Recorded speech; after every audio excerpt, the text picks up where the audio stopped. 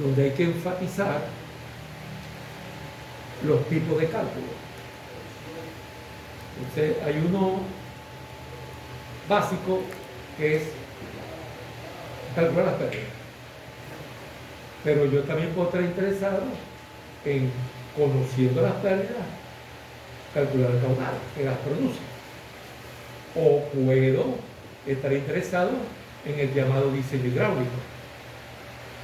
Conociendo el caudal, conociendo las pérdidas, ver cuál es el diámetro que corresponde a esa situación. Entonces, este es como para diseñar desde el punto de vista hidráulico la instalación. Esto es para ver cómo funciona una instalación que ya existe. ¿Okay? Y esto es algo como intermedio entre los dos. Entonces ahora vamos a otra parte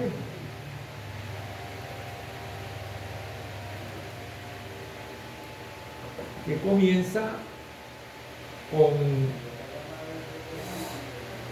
la idea de una tubería circular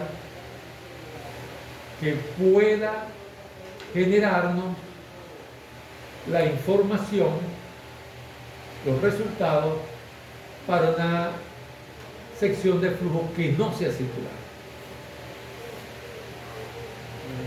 Al diámetro de esa tubería circular ficticia se le llama diámetro hidráulico. ¿Diámetro cómo? Hidráulico. ¿Okay?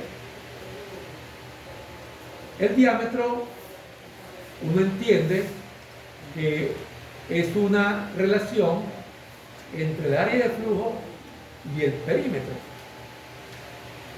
Y partiendo de esa idea, que nos la muestra una tubería circular, se define ese diámetro, como pueden ver, como 4 veces esa relación. Ya ahora mismo vamos a ver por qué es 4. Fíjense, aquí se ilustra con un canal que no es realmente flujo interno, porque el flujo interno, el fluido debe estar rodeado de pared por todos lados. Y aquí vemos que la superficie de la corriente, que un canal, está saliendo el líquido de la pizarra, no está en contacto con ninguna pared. Es más, aquí puede estar abierto, ni siquiera tiene por qué existir pared. Está en contacto con el aire o el gas que esté allí. Okay. Pero aún así, la idea es, ¿podré yo usar la gran cantidad de datos, relaciones, es decir, fórmulas, diagramas que existen para tuberías circulares en otros tipos de conductos? Esa es la idea del diámetro hidráulico. Entonces, el área es el área atravesada de flujo, no el área del ducto. O sea, esto aquí puede ser, por ejemplo, un cuadrado, pero realmente el líquido está ocupando un rectángulo. Entonces, el área de flujo no es la del cuadrado, sino la del rectángulo. Y esto lo necesitamos para evaluar pérdidas. Entonces, donde las pérdidas se generan es en las superficies, porque por la condición de no deslizamiento, el fluido allí está adherido a la superficie. Si la superficie no se mueve, entonces ese efecto se va propagando por todo el fluido. Pero mientras más nos alejemos de las paredes, más débil es el efecto, ya lo sabemos. Claro. ¿Okay? Entonces, este perímetro mojado, en este caso, no es ni siquiera este perímetro que voy a recorrer. Es este que está aquí. Ahora sí lo voy a recorrer. Esto es lo que está mojado. Es el perímetro del área de flujo que está en contacto con pared. Porque aquí arriba el área de flujo está en contacto con gas. Y se supone que el esfuerzo que el gas, el esfuerzo cortante que el gas ejerce sobre este líquido es despreciable. Si el aire lo debe frenar, pero poco, poco. El frenado realmente fuerte que genera las pérdidas en su inmensa mayoría son las paredes. Correcto. Entonces hay que ser cuidadoso al utilizar esta expresión. Porque, repito, el área no es la del ducto. Por eso este es un ejemplo bueno. El ducto es lo que estas cuatro paredes definen, pero está parcialmente lleno. Es el área esa que está llena. Y el perímetro es lo que está aparte de la pared, que está en contacto con el área de flujo.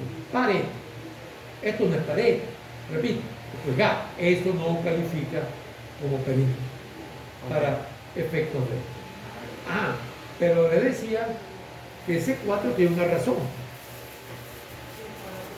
Lo menos que le podemos pedir a esta definición es que si yo la calculo, si yo calculo el diámetro hidráulico para un caso circular, debe dar el tiempo. Sería el colmo que yo calculara el diámetro hidráulico de una tubería circular y me diera otra cosa. Entonces eso no hace ninguna conversión razonable. O sea, vamos a calcular, según esa fórmula, el diámetro hidráulico de una tubería circular que está completamente llena.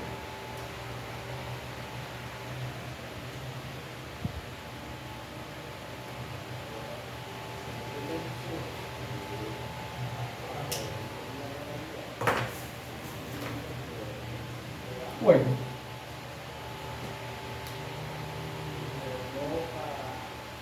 cuatro veces el área.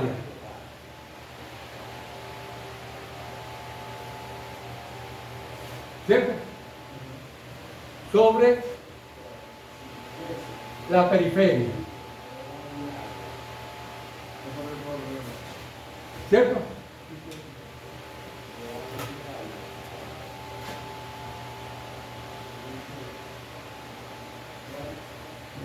Entonces, como pueden ver, queda 4 por D sobre 4. Ahora entendemos por qué aparece 4. Si este 4 no apareciera, cuando yo hiciera este cálculo, no me daría B. Y yo espero que me dé D. ¿Okay? Profe, el perímetro es pi por diámetro, ¿verdad? Sí, señor. Y arriba, área, pi cuarto, El área diámetro de cuadrado. pi diámetro cuadrado sobre 4. Entonces, claro, esto lo que muestra es que por lo menos es consistente con el caso de la tubería circular, que es la más común. Bueno, esto es cuando yo no tengo otra opción, porque como he comentado en innumerables ocasiones, si hay un área de la ingeniería donde hay información experimental, información empírica, es mecánica de los fluidos. Desde tiempos inmemoriales, el hombre y la mujer han pensado o han tratado de hacer cálculos que involucren movimiento de fluido, y lo que han hecho es primero hacer experimentos y luego sacar conclusiones de esos experimentos. Eso, un buen ilustrativo es que todavía sobreviven hasta expresiones de tiempo muy atrás, como una que vamos a ver más adelante, que se llama la vena contracta, que es una expresión en latín. Vena en latín entiendo yo que es corriente. Corriente. ¿Okay? Y contracta la vamos a ver, nos podemos imaginar que es la contracción de una corriente. ¿Okay? Y esa expresión sobrevive, y hay muchas cosas. Es sorprendente la cantidad de expresiones en la ciencia que provienen de tiempos muy atrás, especialmente en matemáticas. Matemáticas, porque eso ahora que mucha gente lo considera ignorante y salvaje, como son los musulmanes, esos fueron los grandes matemáticos de la historia, pues, los primeramente conocidos, grandes matemáticos. Y álgebra no se llama álgebra por casualidad. En español casi todo lo que comienza por AL proviene del árabe. Casi todo, almohada, todo eso. Alfombra. Todo eso proviene del árabe. Pero bueno, ustedes saben que también quizás que, por ejemplo, una de las tantas maldades que hicieron las expediciones cruzadas. Yo tengo un nieto, yo tengo un nieto. Como aquí lo único que quiero para terminar esto es ratificar que esto lo hago yo si no tengo la información de la sección en particular. Tengo la alternativa de utilizar la información que está recopilada para tuberías circulares en este caso. Y es una muy buena aproximación como muestran los resultados que se obtienen. Pero cuando nosotros comenzamos a nombrar las pérdidas, dijimos que le vamos a calcular de esta forma. Esta forma ya ha sufrido un cambio, porque para tubería vimos que en vez de poner esta acá, se pone factor de fricción por longitud sobre diámetro. Pero esta fórmula sobrevive. ¿Para qué? Para accesorios. Válvulas, conexiones de diferentes tipos, entradas, salidas, reducciones, en fin. Y usualmente las pérdidas que se dan en esos accesorios son mucho menores que las debidas a tramos rectos de tubería. Y por eso tradicionalmente a estas pérdidas se le llaman menores. Pero realmente ese es un nombre, más nada. No pensemos que siempre es así. Hay instalaciones que por razones de espacio llevan muchísimos accesorios. Los tramos rectos de tubería son muy cortos. Entonces allí las pérdidas en los accesorios son mayores que las pérdidas de tubería. Pero ustedes cuando oigan hablar de pérdidas menores, sepan que se están refiriendo a accesorios. Vamos a recordar qué es lo que significa esto. Estos son pérdidas y se decide presentarlas a través de un coeficiente de pérdida, el cual multiplica a una cantidad que es simplemente referencia. Es como si yo dijera, voy a utilizar este coeficiente y siempre que lo multiplique, siempre que yo lo use, el resultado va a ser en Newton. Entonces yo utilicé el Newton ahí como referencia. Entonces aquí el coeficiente yo lo multiplico por el valor de esta cantidad que, como pueden ver, es energía cinética por unidad de peso. Entonces va a dar unidades de longitud, que son de energía por unidad de peso. Pero yo puedo haber puesto aquí cualquier cosa, siempre y cuando aquí me dé energía por unidad de peso. ¿Okay? Hay accesorios donde tienen una única velocidad. O no realmente una única velocidad. Que la velocidad de entrada es igual a la de salida, por ejemplo. Bueno, entonces esa velocidad se utiliza como la referencia, porque este es un valor diferencial. Pero hay otra donde la velocidad cambia. Entonces se pudiera utilizar una velocidad promedio. O, como hacen muchas veces en toberas, dicen, utilice la máxima, la velocidad mayor, que es la salida, como la de referencia.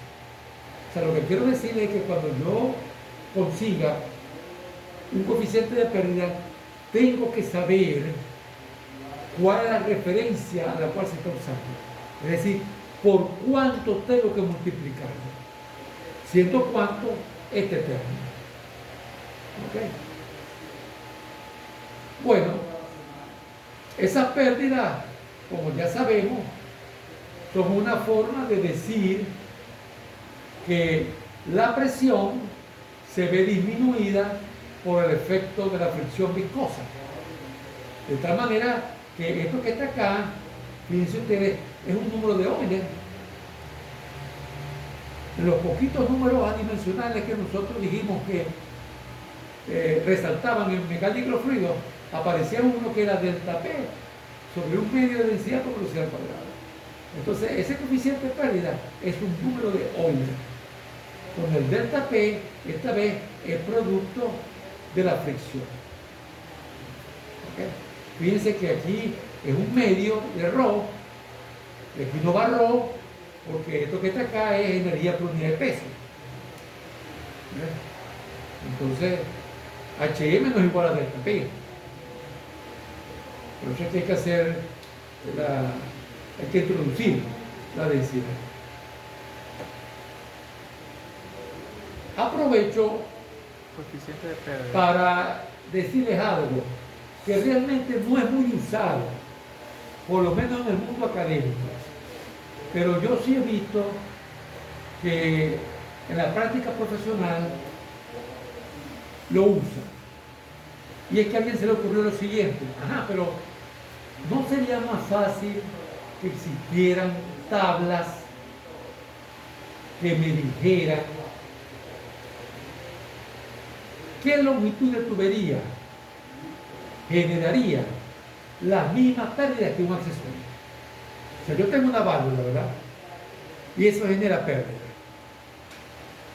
¿Será posible hallar una correspondencia entre esa válvula de tal tipo con tal porcentaje de abertura y un tramo de tubería? Eso lo llaman longitud equivalente. Entonces ya van a ver ustedes que muchas veces el problema dice la longitud vale tanto, y ustedes ven allí que es una tubería que tiene yo sé cuántos cientos de metros, pero no va a ver la tubería ni una sola valvulita, ni un solo codo, nada por ningún lado. Bueno, eso como hay que leerlo, es que esa longitud es la suma de la longitud real de tubería más la longitud equivalente a los distintos accesorios. Entonces, si yo quiero trabajar el problema con solamente tubería, tendría que convertir cada accesorio en su longitud equivalente de tubería y añadírsela a la longitud real. Nada del otro mundo. ¿Ok? Pero es raro el texto de mecánica de los fluidos que te diga que la longitud de tubería es tal y la longitud sí, equivalente de la que prefiera eso. Eso donde uno lo consigue más es en los manuales profesionales. Y por cierto, no sé si yo se lo he mencionado, pero en todo caso lo vuelvo a hacer. Yo les recomiendo que en las redes busquen el manual de Crane. Crane es una empresa. ¿Okay? Esto es magnífico para cálculo de tubería. Lo van a conseguir en la red, hasta en español, pero una edición vieja. Pero ese manual ha seguido saliendo. Esa empresa Crane, fabrica accesorios. Entonces ellos tienen su propio manual. Muy bueno ese manual. Buenísimo. Ahí se consiguen los estudios equivalentes.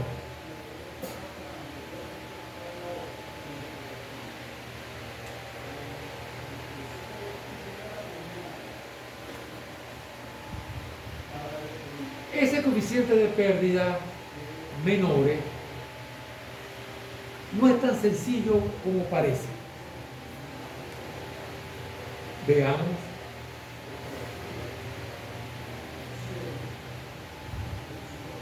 ¿Por qué?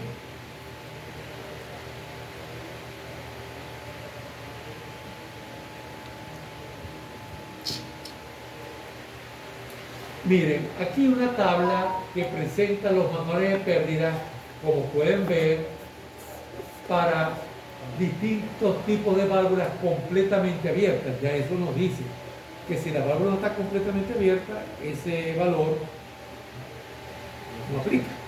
Hay que buscar la información completa. Para distintos codos. ¿Okay? Y para T. ¿Okay? Y esos son solamente 3 tipos de accesorios, porque existen otros. ¿Por qué tantos números? Bueno, pensemos. Primero, el tamaño de la tubería al cual van conectados debe ser importante. No te voy a preguntar, esos números también son los diámetros. Exactamente, pero este es el diámetro nominal. Recuerden, el diámetro nominal es realmente como la talla de una pieza de vestir. ¿Verdad? Que eso tiene un tamaño alguno, especialmente los jeans. A veces en la etiqueta dicen exactamente cuánto es la circunferencia de la cintura. Pero uno va y dice 34, pero él te dice exactamente cuánto es. Entonces cuando ustedes están hablando de una tubería de media, una tubería de 2 pulgadas, no vayan a creer que el diámetro interno es ese. No, está cercano a ese, pero no es exactamente. Ese es realmente, como el nombre, el calificativo lo indica, un nombre nominal. Yo no voy a hacer cálculos con eso. Si yo quiero hacer cálculos, yo necesito el diámetro interno real. Y claro que se puede conseguir. Esa es otra cosa que muchas veces los libros no le prestan. Entonces, francamente, no vas a perder el tiempo ahí en medio párrafo explicando eso. ¿Okay? Entonces hay que estar, sin embargo, atento a ver si el enunciado del problema no dice diámetro nominal tanto. Si dice diámetro nominal tanto, yo no puedo utilizar ese diámetro para cálculo de flujo. Pero si dice diámetro tanto, bueno, yo lo tomo al pie de la letra. Ese es el diámetro interno. Si nos dan el valor del diámetro nominal, profe. Hay tablas donde, por ejemplo, el libro de White, tiene una pequeña tablita para las tuberías más comunes que se llaman Schauder o célula 40, que es la más común, de cero comercial. Y tiene una tablita y te dice, si es de tanta pulgada de diámetro nominal, el diámetro interno vale tanto y el grosor vale tanto. Tubería es todo también un área, o sea, hay ingenieros que se hacen, digamos, expertos en tubería y especialmente en vibraciones del sistema de tubería. Yo les he hablado de eso. La persona que se forme en vibraciones del sistema de tubería, ese tiene trabajo seguro. Pero esa parte es brava. ¿Sí? Vibraciones no es nada sencillo. una papayita. Que tiene que ver Todo con... lo que tenga números complejos a mí me parece difícil. Y en vibraciones números complejos. Sí, para o hacer sea, cálculos. sí, porque vibraciones utiliza la misma teoría de Controles, ¿verdad? Iba a decir de fasores que de circuitos. Bueno, La exacto. parte de- Bueno, y si se quiere ser experto va a tener que entender eso. Pero, y hay muchos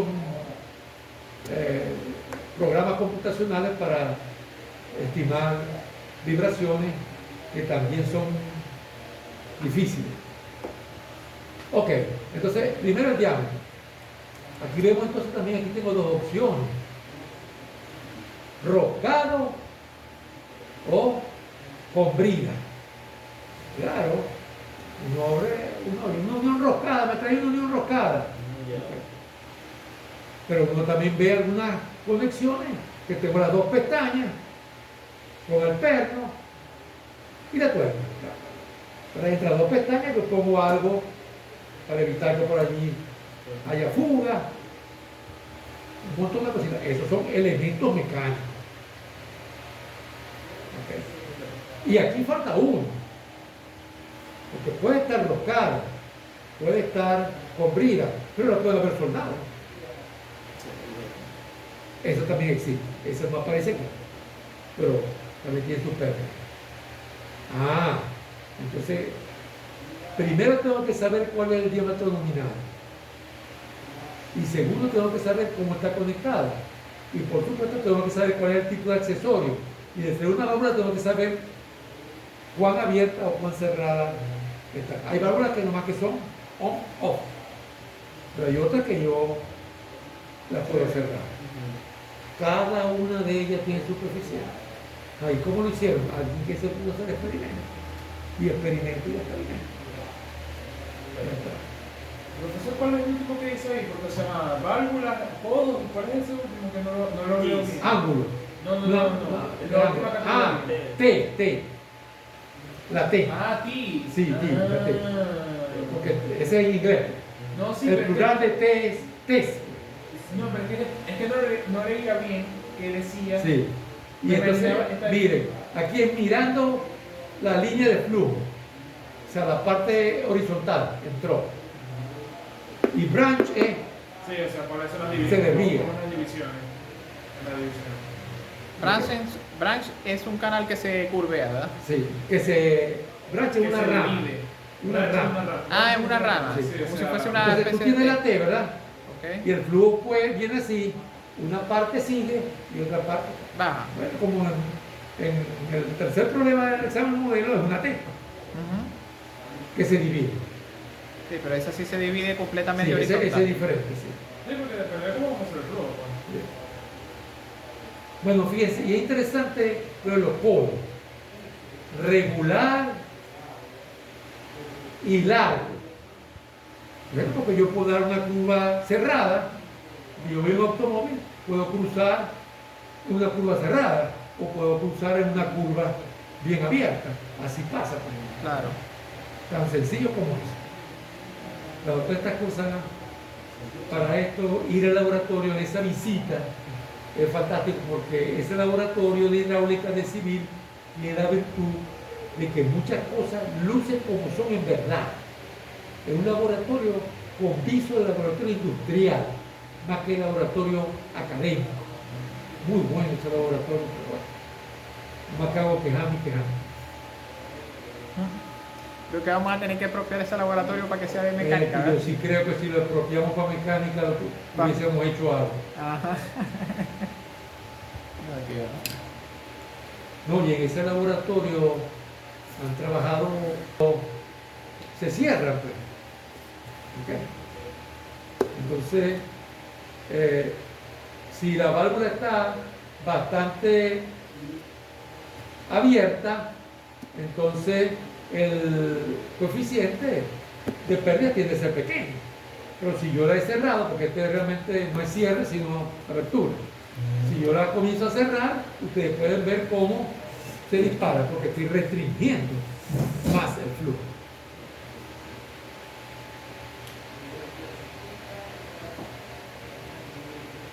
Unos accesorios que no aparecieron en aquella tabla son los de entrada y salidas. La salida es uno de los pocos casos que uno tiene una idea de qué es lo que va a ocurrir si es una salida que simplemente llega hasta la pared y entra la corriente al depósito, por ejemplo, porque es una salida de una tubería. ¿Qué es lo que va a pasar allí? Bueno, es como en las piscinas, en las paredes, hay unos chorritos, los chorritos entran en la piscina y ¿qué es lo que pasa? Se disipan. O sea, yo me alejo suficiente de la pared y ya yo no siento el chorrito ese. ¿A mí qué le pasó a la energía cinética?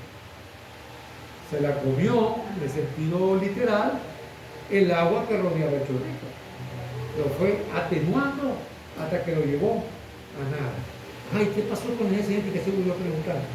Llegó allí, pero ya no como energía cinética, como energía interna. Fricción, lo mismo que estoy haciendo con mis manos por los mismos. Ajá, pero el agua no se calentó. Claro que no. Porque el agua tiene un calor específico bastante grande. Eso quiere decir que tú le pones bastante energía y el delta T, esa energía causa, es relativamente pequeña. Entonces, si ustedes calculan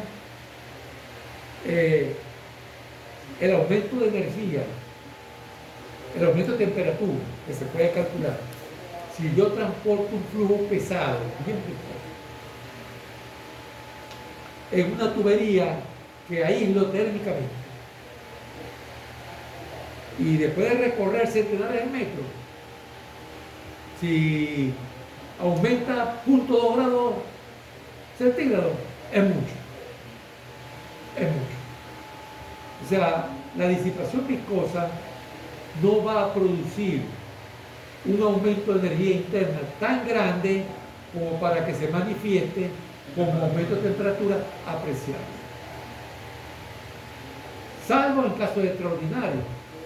Hay un proceso de manufactura que ustedes seguramente han oído, a lo mejor conocen mejor que yo, que es de extrusión. ¿Verdad? Entonces, por ejemplo, ponen un polímero y lo empujan por una tobera, un polímero, y lo logran pasar a su zona plana. Entonces ahí se convierte como una especie de fluido. Allí se aumenta la temperatura bastante. Y ese proceso existe, pero eso no es realmente un fluido en el sentido estricto de la palabra. Pero se hacen cálculos porque sí existen programas y todo para tratarlo como un fluido. Bueno, decía que la salida es fácil porque casi siempre la salida que vamos a conseguir nosotros no tienen esta entrada aquí. Pero más importantes son las entradas. O sea, aquí hay un tanque. Y esta es la tubería que está conectada al tanque a través del cual estamos descargando el tanque. Entonces, ¿cómo es esto que está aquí incide sobre la pérdida? Pero incide bastante. Pues. El radio, si esto es redondeado, si esto es una entrada acampanada, este radio incide sobre la pérdida. Si lo que tiene es como una especie de embudo, y lo ven, ¿no? Bueno, entonces las diferentes dimensiones del embudo inciden sobre la pérdida. Entonces, como pueden ver, eso es lo que he estudiado minuciosamente. Uno a veces piensa que no tiene más nada que hacer. Si se trata de una expansión súbita o una contracción, también hay pérdida y también hay coeficientes de acuerdo a las dimensiones, al grado de expansión o de contracción. Pero fíjense aquí, cuando esto tiende a 1, en este caso, esto tiende, el coeficiente tiende a 1, porque es el caso que yo estoy diciendo, si esto, perdón, 1 no infinito. Si esto es muy grandísimo, entonces esta velocidad se disipa completa y el coeficiente tendría que ser 1. Profesor, ese coeficiente de pérdida de eso, me imagino que lo podemos, ¿cómo se llama? Asociar a las tuberas difusores, porque es el... Claro. Bueno, sí, pero lo que pasa es que en tuberas y difusores tenemos esto que hay aquí, en el sentido del cambio de área, pero es gradual. En cambio aquí es brusco. Entonces aquí las pérdidas, por ese aspecto, deberían ser mayores, por lo brusco, pero son cortas. El cambio de área es sobre una distancia que es 0, es abrupto. En cambio, en un difusor tal, entonces por ese aspecto debería ser mayor. Entonces hay dos aspectos que se oponen. Esto es interesantísimo, me parece a mí. Ajá, el asunto es que yo tengo entonces tramo recto de tubería y tengo diversos accesorios colocados en la misma. Ajá, pero cada cosa produce sus pérdidas. O sea, la corriente pasa uno a uno por todas. Entonces, simplemente yo lo que tengo que ir es contabilizando cada tramo de tubería que yo me consiga, le aplico esta fórmula. Cada accesorio que yo me consiga, le aplico esta fórmula. Usualmente la longitud de tubería es de diámetro constante. Entonces, tengo una sola ecuación para el tramo recto de tubería. Aquí pongo L total. Así está interrumpida por accesorios. E inclusive parte de esta L puede ser longitud equivalente. Y aquí pongo todos los accesorios, salvo aquellos que ya yo haya incluido aquí vía longitud equivalente. Como pueden ver, se puede sacar factor común la energía cinética y aquí puedo yo calcular la pérdida conjunta, tubería y accesorio.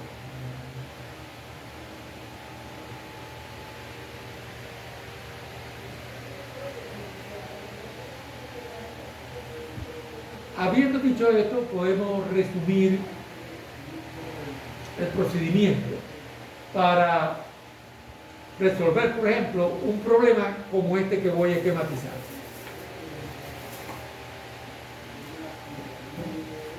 El problema clásico de bombeo es este. Tengo un líquido y lo quiero llevar de un nivel a otro. Succiono con una bomba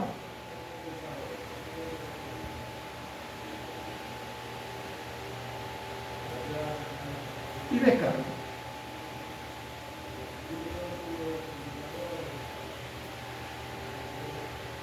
Ese es el problema clásico de bombeo. ¿Cuál es la ecuación que gobierna ese flujo desde el punto de vista de la energía? Por no dejar, vamos a poner aquí una válvula. ¿Okay?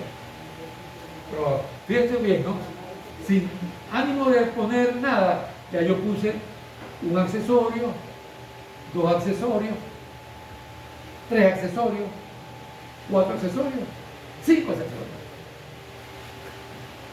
Por lo más sencillito, 5 accesorios, 2 codos, una entrada, una salida y una válvula. ¿Okay? Entonces la ecuación básica, como ustedes recordarán,